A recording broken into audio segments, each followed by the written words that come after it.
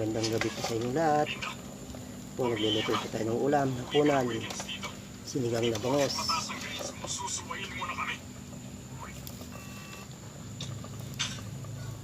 Math vectors are...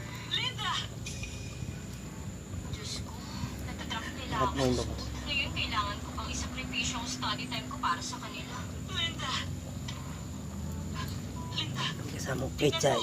Ganito ba Hindi talaga pechay. mo dito sa school? Ano?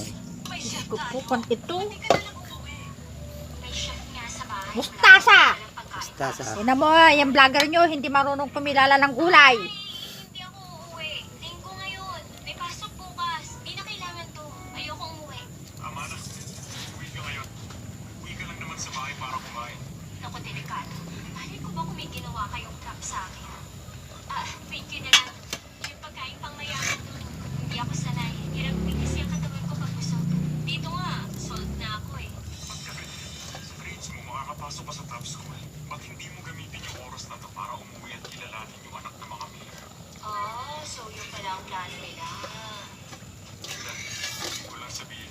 Ano? Patapos na ako sa senior year ko, tapos gusto mo ako mag-drop para lang sa date? Dahil Wala na. kaya